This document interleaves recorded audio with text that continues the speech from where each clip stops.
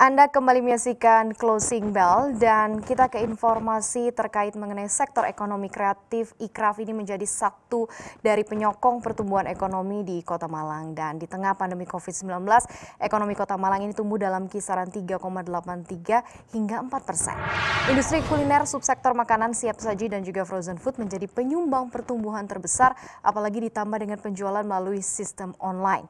Menurut Wali Kota Malang, Sutiaji, ekonomi kreatif tidak pernah turun sehingga harus terus didorong pertumbuhannya. Apalagi kekuatan ekonomi Indonesia berada pada sektor mikro yang tidak terlalu banyak terpengaruh situasi ekonomi secara global. Sejauh ini, ekonomi Kota Malang berkontribusi 60% bagi pertumbuhan ekonomi di Jawa Timur.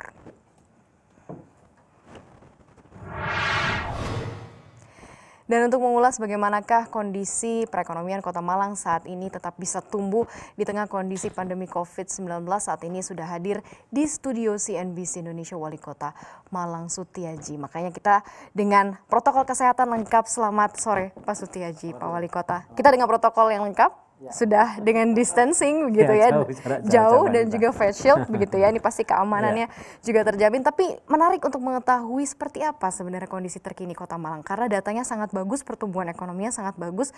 Di tengah pertumbuhan ekonomi kita yang berada di zona negatif, Kota Malang mampu tumbuh. Seperti apa Pak Wali Kota? Jadi pertama kami harus meyakinkan masyarakat ya, bahwa sebetulnya COVID-19 ini kan ujian dari Tuhan ya, bagaimana cara kita mensikapi. Tentu kami membangun pertama optimisme, tapi optimisme itu kan bekal kita, jadi kita punya keimanan itu kayak idealisme, optimisme.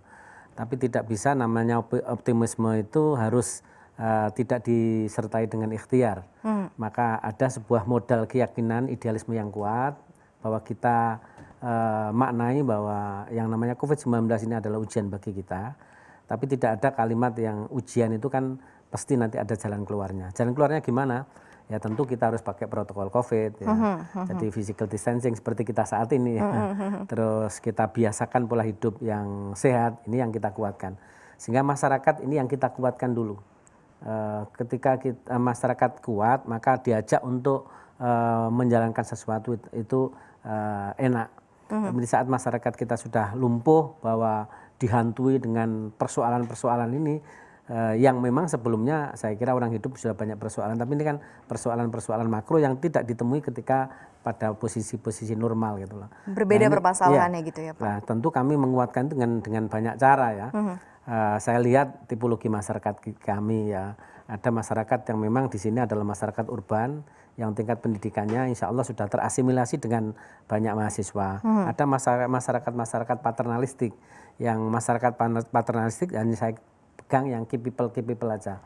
Kunci-kunci masyarakat untuk mendekati kepada masyarakat itu bahwa ya ini harus kita lalui. Kita tidak boleh berpangku tangan, tapi kita harus berusaha.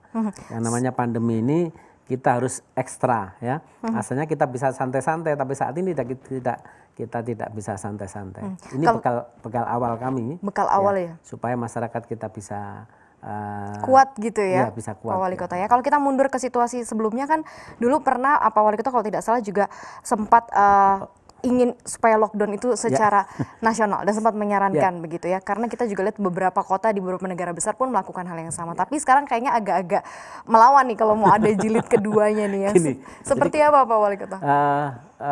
Gini, lockdown itu ya, saya memang menyarankan dulu secara nasional dan bahkan itu sempat menjadi isu-isu nasional. Karena hemat saya waktu dulu ya, memulai dan mengakhirinya jelas. Karena apa? Di awal. Jadi yang namanya mutasinya virus juga masih terpantau dengan mutasinya, belum transmisinya. Jadi transmisi ini dari mana bisa deteksi ya. Mutasinya juga masih tidak lama-lama. Ini harus dimulai dicegah. Dan pencegahannya saya kira kalau dulu kan mutasinya kemampuannya hanya 14 hari. Maka kita tidak butuh waktu banyak. Paling lama dulu 30 hari atau 40 hari ya. 10 hari untuk meyakinkan masyarakat bahwa pangan masuk kepada masyarakat. Jadi tidak ada rasa kegampangan. Jadi 10 hari atau 20 hari masyarakat sudah bahwa ini loh, kamu tidak usah keluar rumah, makan sudah disiapkan oleh negara ya. Setelah itu baru kita jangan ada orang yang keluar, negara kita matilah. Setelah itu kita bangkit, karena apa? Negara-negara kita dari masing-masing perbatasan, kita kan dihalau oleh pulau-pulau. Jadi lebih mudah ya. Itu di awal itu. Nah, akhir-akhir ini saya kira lockdown sudah tidak efektif karena apa? Satu, transmisinya kita sudah banyak orang OTG, kita aja kenapa harus pakai physical distancing? Betul. Kita tidak tahu ya. Maka kami lakukan kemarin ketika kita bertemu dengan dikumpulkan oleh gubernur, semua kepala daerah, saya yang menyuarakan yang paling all out ya. Saya orang yang pertama yang tidak setuju dengan PSBB. Kenapa itu diterapkan? Percuma PSBB saat ini kan hanya mengunci sesaat dan terus nanti akan bertambah. Tidak bisa menyelesaikan masalah. Satu sisi ketika PSBB jujur aja nanti ekonomi kita juga kita tidak bisa jalan dengan baik ya. Tinggal menurut kami saat ini apa yang bisa dilakukan adalah bagaimana masyarakat difahamkan bahwa kita harus bisa menjaga diri kita sendiri-sendiri. Kita bisa menjaga ketika kita mampu disiplin menjaga maka ekonomi tetap harus jalan. Karena kita tidak tahu ya lawan bicara kita ini orang-orang yang juga termasuk dia membawa virus juga. Betul. Seperti apa yang dibangun di Kota Malang sendiri dan warga Malang sendiri begitu ya untuk tetap disiplin, karena di beberapa daerah mungkin di kota besar di Indonesia maupun di luar mungkin harus ada sanksi sehingga kemudian baru disiplin begitu ya. Seperti apa yang kemudian dibangun di warga Kota Malang sendiri nih Pak Wali Kota? Kami sudah kami ciutkan Mbak. Jadi ngawasi orang itu sudah saya sampai kepada RT RW. Awalnya kami untuk membangun disiplin itu kan kami harus menjadi contoh lah. ASN wajib, dia harus bisa memberikan literasi dan pembelajaran kepada 1 orang 10. 1 ASN memberikan kepada 10 KK, asalnya gitu. Setelah itu kan masyarakat pelan-pelan akhirnya sadar. Ya, tadi saya sampaikan bahwa sebenarnya disiplin itu kan ada 2 cara. Satu berbaik punishment, ada yang 2 adalah kesadaran mereka sendiri. Nah, tumbuh kesadaran saya kumpulkan macam-macam ya, dari kelompok gereja, kelompok masa ya, FKUB kami datang. Jadi kami datang kepada semua orang beragama, kami minta jenengan punya umat ya. Apa artinya kita punya hidup tapi tidak ada kehidupan? Ya, kita hidup tapi tidak punya kehidupan, kenapa? Masa depan kita nanti mungkin akan tidak bisa jalan ketika apa? Ekonomi kita tidak bisa bergerak. Maka caranya gimana? Tuhan memberikan kekuatan kepada kita dengan cara apa? Disiplin dan disiplin. Ya, gitu. Kalau data terkini sekarang untuk apa ya istilahnya penyebaran COVID-19 sendiri di Kota Malang Alhamdulillah, cukup tertanggulangi berarti ya Pak Wali Kota ya? Ini terpantau Mbak. Jadi kami tetap lakukan tracing, 3M tetap kami lakukan ya. Dan sekarang setiap orang sudah bisa tracing Mbak. Dulu kan mingat dari puskesmas saja. Sekarang Pak RT, Pak RW ini sudah ini ya. Jadi orang ini dideklar dia kena COVID ya. Maka secara spontanitas mereka ya ini berarti orang yang punya pernah kontak langsung, dia mendaftarkan malah, tidak usah nyari. Pak saya pernah Pak, saya pernah. Akhirnya kesadaran yang terbangun karena dengan kesadaran baik. yang dibangun begitu ya. Karena dia juga khawatir kan. Pagi tadi saya barusan dapat WA, Pak saya mohon maaf, ada enggak ini obat ya gitu. Saya barusan kontak dengan orang yang positif. Beberapa hari yang lalu, nah sekarang masuk. Ini artinya kan kesadaran dari masyarakat sudah mulai terbangun. Nah, alhamdulillah ketika ini sudah terpantau dengan baik, selain kami sudah kerjasama dengan BPJS, dengan orang-orang yang sudah punya komorbid itu, ada 19.000 orang yang punya komorbid, itu kami lingkari gini Mbak. Orang-orang ini pergerakannya terpantau dengan WA group di masing-masing ya FKTP. Jadi fasilitas memanfaatkan kesehatan teknologi dengan maksimal Pak Wali Kota ya. Jadi ada grup masing-masing, kami kuatkan yang namanya puskesmas, terus klinik-klinik, pantauan prolanis itu dikuatkan, yang sehingga orang ini risiko terpaparnya tinggi, kalau terpapar risiko kematiannya tinggi. Ini yang kami sudah 3 bulan yang kemarin sudah kami lakukan itu. Luar biasa. Pak Wali Kota, kalau kita mundur ke belakang kan waktu itu sempat juga beberapa tempat melakukan lockdown dan pelan-pelan sekarang lagi mencoba untuk bangun perekonomiannya. Tapi ternyata Kota Malang luar biasa begitu ya untuk pertumbuhan ekonominya karena masih berada di zona positif. Dan kita tahu Malang kan sangat terkenal dengan industrinya, mungkin pariwisatanya juga, gitu ya, pertaniannya juga. Nah, seperti apa sih memaksimalkan sektor-sektor yang ada di Malang untuk menopang pertumbuhan ekonomi Kota Malang nih Pak? Kita gini ya, jadi cukup unik kalau Kota Malang, Mang.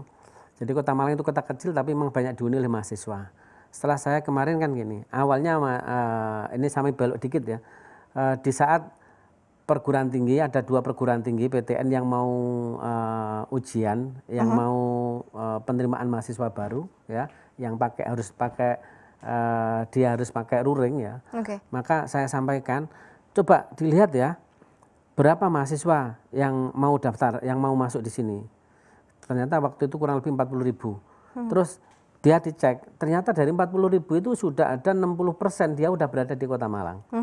Artinya dalam posisi sini mahasiswa saat ini sudah banyak, masih banyak yang di Kota Malang. Nah, termasuk ini tercermin dengan data-data pertumbuhan ekonomi ini Pak Wali Kota, ya, luar biasa pertumbuhannya. Pertumbuhannya, jadi gini, kita lihat pertumbuhan dari skala yang kemarin itu saat ini ya, memang dari BPS belum mempublish ya pertumbuhan untuk yang saat ini. Tapi dari sektor-sektor itu sudah kelihatan. Pertumbuhan kredit itu kan biasa rata-rata ini anomali. Di daerah lain semuanya tidak. Betul. Tapi di Kota Malang pertumbuhan kredit itu 3,70. Kok bisa gitu Pak? Ya makanya ini lah kalau pertumbuhan kredit segitu ya, artinya berarti pertumbuhan ekonomi sektor-sektornya ini bergerak bangkit, bergerak ya. Makanya kemarin OJK kaget juga nih. Padahal jangan asal-asalan mencairkan kan ya. Dilihat dari indikator-indikator, heran Pak ya. Ternyata kemarin kita kan punya ini Mbak, punya aplikasi kasir itu ya. Di masa pandemi awal-awal kemarin mungkin jalan 1 bulan 2 bulan. Ini yang cukup menarik dari frozen ya. Frozen food. Ya, frozen food ya, yang basis IT itu permintaannya yang lainnya turun 50%, dia naik 123%. Basicnya adalah basic IT, jadi antar tadi. Itulah makanya kami saat ini kami gerakkan ekonomi kerakyatan. Tadi pasar-pasar rakyat kami itu sudah 10 pasar, kami replika menjadi 16 pasar dari 26 pasar yang sudah pakai barcode, pakai kris. Itu peningkatan angka tersebut diserapannya adalah di sekitar Kota Malang saja atau juga keluar nih Pak? Permintaan dari luar juga ternyata? Ada dari luar juga. Kalau Kria keluar. Kalau saya kira mungkin siap saji tidak. Kalau dari Kria ini kemarin kan saya mulai membuka dari sektor Kria itu ada yang ngirim juga ke Malaysia. Ya. Bagaimana meningkatkan kemampuan dan awareness begitu ya masyarakat UMKM friendly dengan daring? Ini kan biasanya online kan agak-agak biasanya ketemu muka kok tatap muka begitu ya, semua sekarang dialihkan dengan daring atau online. Ini seperti apa nih Pak? Ini terobosan juga nih Pak Wali Kota. Alhamdulillah tadi saya sampaikan bahwa Kota Malang itu mahasiswanya lebih dari 15.000. Mereka yang membawa itu berarti ya? 500.000 ya, itu terjadi asimilasi. Jadi ini yang hemat saya itu bagus, asimilasi teknologi. Maka peran kami adalah bagaimana membangun pentahelik itu. Jadi kita asalnya mempelajari Mbak Maria melajari bagaimana pakai ngupload itu, bagaimana memasarkan ya, pakai e-commerce itu bagaimana keuntungan dan kerugiannya, harus buka rekening dan lain sebagainya. Ini alhamdulillah. Jadi kemarin ini terbangun dengan bagus. Orang usia 60 tahun itu dia sudah bisa mempublish telurnya, harus jual sayurnya. Itu luar biasa kan artinya. Dan ini bergerak alhamdulillah dengan bagus. Dan bahkan gini, masa pandemi ini ada salah satu fenomena yang luar biasa. Ada satu RW itu, dah kamu jual apa? Ya, ada yang jual telur. Ya, saya tak jual minyak, jual apa? LPG ya. Yang satunya jual beras, yang satunya jual minyak. Ini dia terjadi perputaran uang di tingkat itu. Tapi semuanya Pak kayak gini loh. Sayur kenapa kok harus orang ini? Ini jelas Pak, orang ini nanti bisa menjaga, nanti khawatir ada transmisi barang. Betul. Maka yakin di RW itu adalah salah satu RW di wilayah RW Kelurahan Merjosari itu terjadi gitu. Dan itu lagi diviralkan. Akhirnya ekonomi di sini berjalan, tidak mikirkan dari luar atau bagaimana. Pokoknya pagi dia nyiapkan, oh ini berasnya harganya juga bisa bersaing. Ya. Ini terjadi di Kota Malang. Ini luar biasanya. Sangat luar biasa begitu ya. Ini kabar baik di tengah kondisi pandemi begitu yang masih uncertainty, yang masih belum tahu kapan selesainya. Tetapi ada kabar yang begitu baik begitu ya dari kota kecil begitu di Jawa Timur. Sebetulnya kita bisa, makanya kita enggak usah susah ya. Kita bisa kalau kita mau dan kita punya keyakinan tadi. Nah, seperti apa membangun itu, Pak Wali Kota, nanti kita lanjutkan kembali karena walaupun tinggal sedikit gitu ya di tahun 2020 masih panjang lagi PR-nya sebenarnya ya di tahun depan. Kita sambung nanti usai jeda. Jangan kemana-mana, kami masih akan ngobrol bersama dengan Wali Kota Malang Sutiaji. Tetap bersama kami di Closing Bell.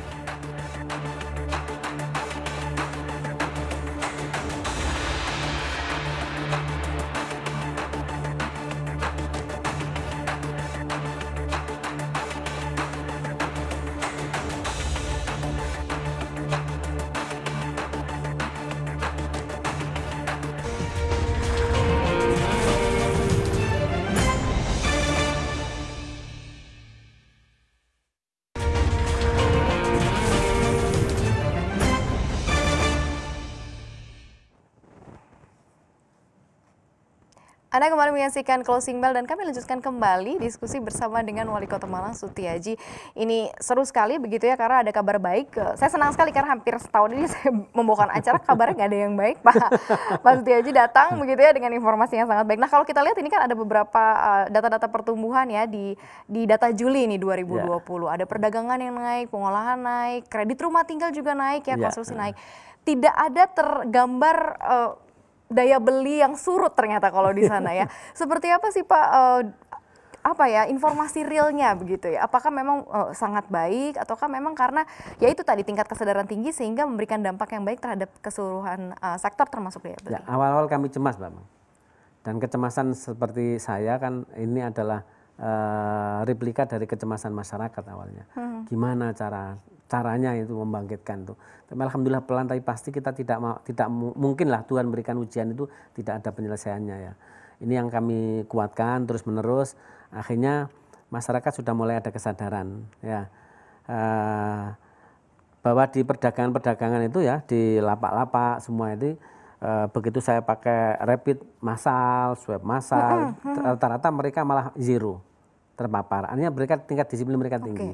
Tinggal bagaimana mereka yang datang. Nah, ini yang modal bagi kami. Udah oke, ayo maju ya. Nah, alhamdulillah mereka terbangun dengan baik dan cukup mengembirakan di akhir-akhir memang cukup mengembirakan. Saya dengan teman-teman tim ahli saya coba dianalisa sektor apa dan bahkan kami mungkin tidak tahu daerah lain yang berani kemarin langsung saya membuat tim recovery ekonomi. Terdiri dari banyak dari ada pengusaha dan lain semuanya. Apakah kebijakan pusat itu bisa diakses oleh daerah? Nah, tim-tim itu yang kami kuatkan, yang sehingga harapannya ini bisa apa ya gayung bersambut niat baik dari pemerintah pusat ya, daerah pasar ya percuma seperti kredit ya. Kita digerocok kredit tapi sini pasar tidak jalan kan enggak. Jadi kita ciptakan pasar itu, kita kuatkan dan alhamdulillah bahkan di Oktober 28 Oktober ke depan kami akan menggelar produk-produk UMKM. Ada kalau sudah tidak salah sudah ada pesertanya, sudah terverifikasi pesertanya luar biasa kemarin. Itu ada 300-an peserta akan kita buka dan UMKM berarti. Ya UMKM, tapi dia tidak di sana tidak bisa beli langsung, Mbak, tapi sudah pakai daring semua. Jadi belinya sudah pakai kris itu ya. Terus dianya lihat pakai ini foto di market itu terus belanja di situ ya, belanja gitu ya. itu bayarnya ini semuanya pakai gitu. Penjaganya dia tidak menjaga di situ tapi dijaga di rumah masing-masing. Ini insya Allah tanggal 28 dan itu sudah kita verifikasi. Artinya kondisi ini membangkitkan kita bahwa agama yang saya yakini pernah ada tesanya gini, Mbak. Kamu hidup sesuai dengan zaman yang kamu lakukan saat ini. Dan saat ini kita masa COVID ya kita harus pandai-pandai bagaimana COVID ini situasi yang segini kita masih bisa bertahan hidup dan kita bisa malah kita bisa hidup yang lebih bagus kan itu. Nah ini kita kuatkan terus-menerus. Jadi aman untuk berkunjung ke Kota Malang sekarang, Pak Wali Kota, apakah sudah terbuka begitu untuk para pendatang? Insya Allah tetap, tapi kami tetap protokol COVID tetap pakai ya. Jadi kami kemarin sempat tidak yakin, bener enggak sih ini, kok publishnya sekian gitu loh. Akhirnya saya kan sampai saya menghadirkan yang namanya jasa marga, Mbak. Saya lihat mobil yang datang dari daerah yang lewat tol itu ternyata kemarin udah 80 sampai 80%. Oh, udah cukup Ketika tinggi. pandemi awal pendapatannya hanya 54 juta. Tapi saat ini sudah masuk 900 juta. Ya, sampai 1 miliar per hari dari tol Pandaan Malang saja. Itu artinya berarti orang datang menghadiri sini kan sudah mobilitasnya kan sudah semakin tinggi. Terus kita lihat grafik terpapar.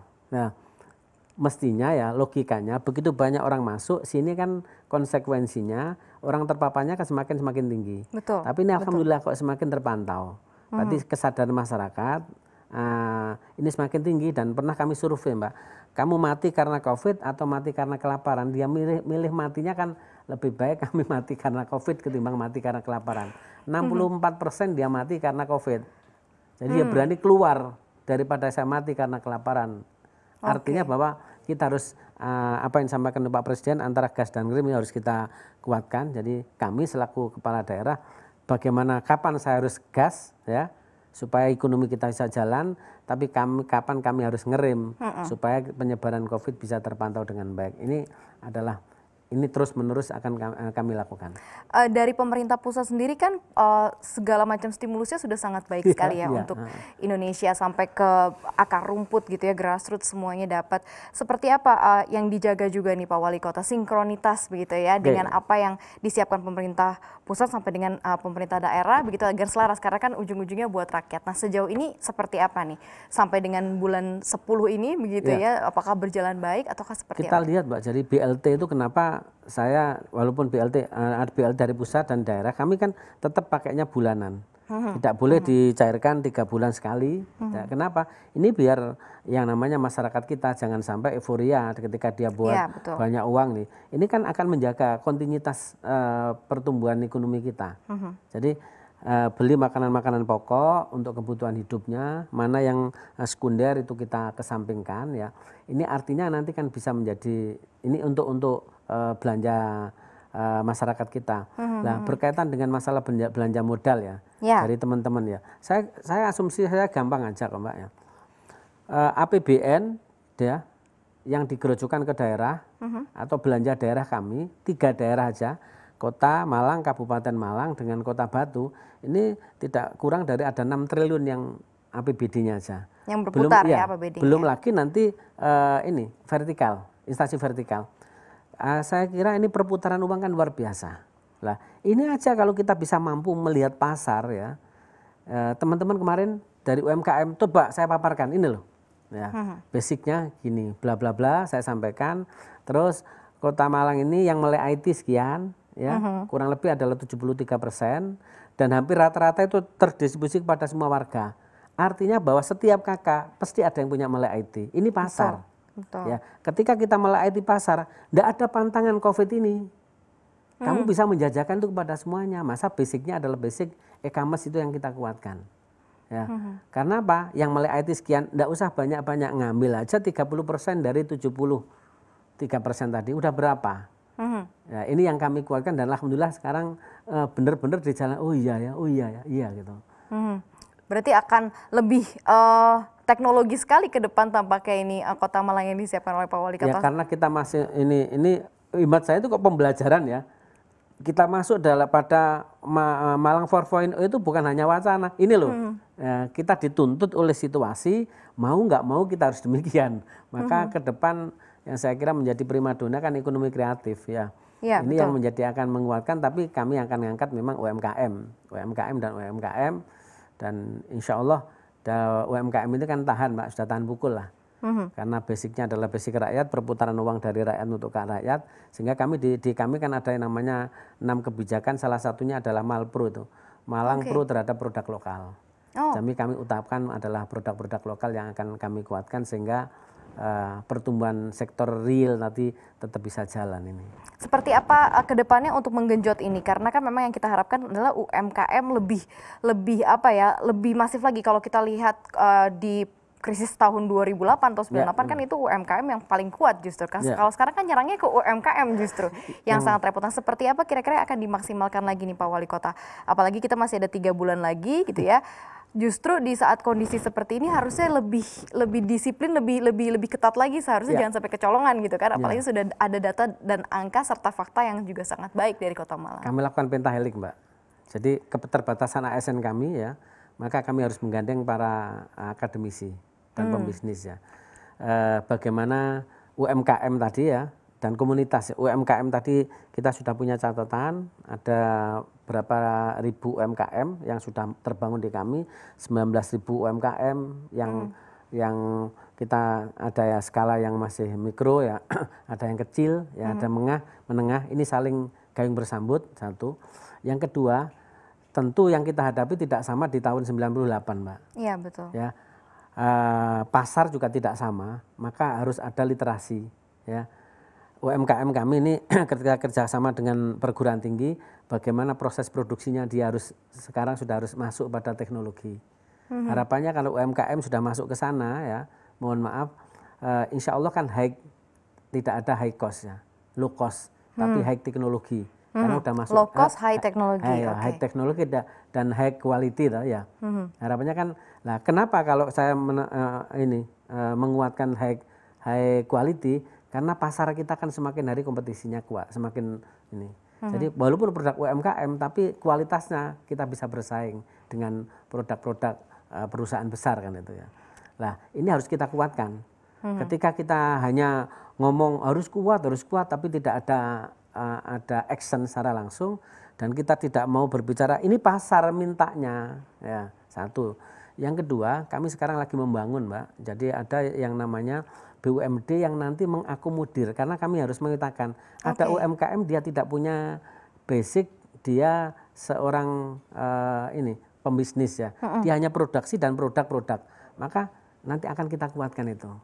Jadi kami yang packagingnya ya kami beli ya, terus nanti akan kami pasar. Pasar adalah urusan negara, urusan kami, karena kami punya channeling, karena kami punya kekuatan, sehingga ini nanti kuat tetap.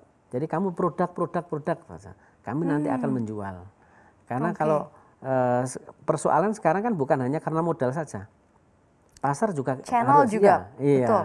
Jadi kita mungkin bikin saja ya produk doang, tapi pasar tidak akan tidak mungkin itu. Jadi antara produk dan pasar ini harus balance. Bagaimana caranya strategi mempertahankan produk dan juga pasar? Kita tahu kan bahwa pemerintah sekarang ke depan nih lagi mau tarik investasi dari luar gitu ya. Investor asing bisa lihat Indonesia dengan berbagai macam kemudahan-kemudahan, apalagi sekarang begitu ya. Produk lokal harus bisa bersaing dan berkompetisi, atau mungkin bisa bekerja sama justru malah ya. Seterbuka apa Kota Malang begitu ya, dengan kesiapan mungkin nanti ada penanaman modal asing PMA atau penanaman modal dalam negeri yang melirik Kota Malang sebagai salah satu yang sangat potensial, karena memang sangat potensial dari dulu Pak Wali Kota. Kita sudah memulai, Mbak. Jadi kita terbuka aja. Jadi UMKM mana yang bisa masuk kepada pasar dan lain sebagainya, ini kita lakukan, dan itu kompetitif ya. Jadi udah kita kurasi ya. Ini yang boleh masuk, ini yang tidak boleh masuk. Kalau yang kemarin ingin masuk, bahkan kemarin kami bawa UMKM itu B2B, Mbak, dengan buyer. Ya, mana-mana yang kurang, sehingga ini nanti mengangkat yang bawah. Dan ini kompetisinya alhamdulillah jalan. Jadi kita juga tidak bisa menutup mata ya. Persoalan kita semakin hari semakin, persaingan kita akan semakin kuat ya. Maka mau nggak mau ya, SDM di kami berkaitan dengan UMKM harus dikuatkan. Satu adalah literasi mereka harus terus-menerus mau inovasi dan inovasi ya. Yang kedua adalah connecting. Jangan sampai antara satu dengan lainnya saling memotong ya. Ini yang menjadi kekuatan. Jadi paradigma yang dulu dengan sekarang saya kira mungkin harus dirubah ya. Kalau dulu kan ini setiap sama itu kan musuh, tapi ini kan menjadi sebuah kekuatan ya. Dan yang ketiga saya kira kolaborasi kami ini harus hadir di tengah-tengah kehidupan para UMKM. Nah, kami sudah memulai kemarin dengan retail modern, Mbak. Jadi retail modern ini kami minta, yuk boleh ya, kami izinkan dengan catatan sekian persen harus maka produk-produk UMKM. Dan UMKM pun juga kami list. Yang bisa itu yang masuk yang mana. Kami tidak mau merugikan para investor juga. Jadi kita harus fair lah ya. Persaingannya ada juga berarti di dalam negeri juga ya. Nah, jadi kita harus fair lah. Kita enggak mau dari mana dia harus kita monopoli harus, tapi produknya tidak laku di pasar kan ya kasihan juga ya. Investor nanti mungkin pertama aja menanamkan sekian itu kan balik kucing ya. Ya dengan aturan itu ya kita harus fair lah. Kita didik dan itu juga menguntungkan pada masyarakat kita. Sisi lain ini juga ada barter keuntungan lah saya kira itu. Pak, sedikit mungkin visi untuk Kota Malang begitu ya, ke depan akan seperti apa? Kita berharap pandemi segera berlalu begitu ya, tetapi kan life must go on dan itu yang sudah terjadi juga di Kota Malang begitu ya. Seperti apa Pak Wali Kota ini menyambut 2021? Saya itu tidak sengaja Mbak, dulu punya tagline saya dari Malang untuk Indonesia dan dunia itu. Karena Malang itu punya kekuatan salam satu jiwanya. Jadi sana kan ada salam satu jiwa Arema. Jadi Arema itu tidak memandang ya, dia ada bendera apapun ya, agama apapun, ras apapun ya, tapi kita adalah merah putih. Itu yang kita kuatkan, Mbak. Merah itu ada pada diri manusia. Jadi kemauan itu kan merah, saya simbolkan merah itu adalah kemauan, semangat ya. Jadi ada pada jiwa manusia, setiap manusia itu punya semangat. Dan yang kedua putihnya itu ya karena kita punya nurani ya. Jadi ini yang menjadi kekuatan emosional kita ya, bahwa kita harus bergerak terus ya, semangat kita harus luar biasa, tapi niatan kita adalah baik. Bahwa kita hidup tidak selamanya, hidup kita tidak tahu kapan kita mau diambil oleh yang kuasa, ya harapannya di dunia ini adalah untuk menanam kebaikan. Amin. Ya, ini yang menjadi komitmen ke depan. Saya kira semangat merah putih ini yang harus membara dan harus kita implementasikan. Maka dari Malang untuk Indonesia dan dunia, karena apa? Inilah yang harus kita kuatkan. Semangat, tetap semangat. Baik. Tidak ada Tuhan membuat kejadian ini, pasti nanti akan ada akhirnya. Pasti. Dan ada hikmahnya. Ada hikmahnya. Terima kasih banyak Pak Setiadi, Wali Kota Malang, sudah memberikan kabar baik melalui layar CNBC Indonesia. Terima kasih dan sukses juga ke depannya begitu ya. Salam untuk teman-teman warga Malang dan semangat terus begitu ya, apalagi tercermin dari Pak Setiadi. Terima kasih sekali lagi. Dan massa yang melakukan aksi unjuk rasa ini menolak Omnibus Law UU Cipta Kerja di Simpang Harmoni, Jakarta Pusat dekat dengan Istana Negara. Ricuh. Kami sampaikan informasi hanya di Closing Bell.